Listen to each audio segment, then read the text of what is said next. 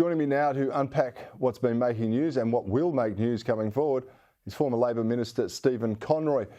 Stephen, thanks for joining me on Bernardi. I really appreciate it. Let's kick it off with this. We're seeing an absolute bloodbath in the property market right now. Apparently, Australian house prices have fallen by 8.4% since May of last year. People who are hoping to benefit from the housing boom now look like losing hundreds of thousands of dollars. Mate, a lot of Aussies have got all of their money tied up in property. What should government do to prevent a cataclysmic failure of the property market? Well, I mean, firstly, you've got to put this squarely at the door of the Reserve Bank and the Reserve Bank Governor. He's got it wrong last year, he's got it wrong this year, and he looks like he's talking about putting up interest rates again over the next couple of months. And this is just a complete debacle that's squarely at his feet. He's up for reappointment soon. I think he personally should resign. I've called for him to resign over his botched urgings of Australians to take out loans based on low interest rates that he told them they would have in place till 2024. The economic modelling used by the Reserve Bank has been clearly flawed. They won't accept that. They won't acknowledge that. And they certainly haven't said sorry for the fact that they've got their modelling completely incorrect. And there's a whole range of economists around the world who are now saying, and were warning at the time, are now pointing to this debacle that's being caused, not just in the property market, but across the whole economy. I mean, the Reserve Bank Governor and his friends around the world are pushing the world economy towards a recession.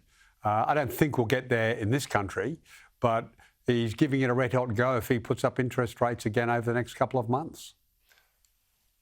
It seems like that, doesn't it? Because they did promise us that interest rates would remain low. It was 0.1% was the official cash rate for 3 years. A lot of people then priced assets. They banked on investments. They thought, we can predict the future here because they've given us that assurance. They've invested. Now a lot of people are underwater. There's not much they can do about it, and it's not like they can walk away from loans like they can in America. Aussies are nursing big losses here. There's not much hope for recompense, is there? Well, I mean, the Reserve Bank have just got to accept that they've got their modelling wrong. This has been inflation, not caused by the sort of 1970s and 80s wage price demand effects. It's actually been caused by shortages caused by COVID in China, the war in the Ukraine, floods that have driven up grocery prices in Australia because of shortages of, vegetables, etc. And the Reserve Bank have acted as if it's all been caused by some incredible demand-side problem. Increasingly, it's obvious that this has been a supply-side problem.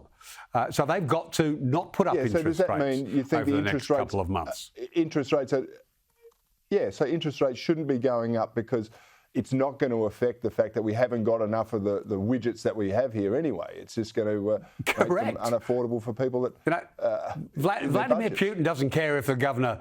Yeah, because Vladimir Putin doesn't care if the Reserve Bank Governor of Australia puts up interest rates because he's caused an energy crisis around the world. It's going to have no impact whatsoever. China's COVID policies could not care less. Xi did not care what the Australian Reserve Bank Governor did because he stuffed up the supply chain for most of the industrial world. And certainly the floods think the Reserve Bank Governor is completely irrelevant. Yet that's the basis on which he's been slamming ordinary Australians. He told them it'd be fine, then he overreacted. They're actually making it harder. Absolutely. They are driving Australians to the wall. And it's not going to do anything, make any difference. That's right.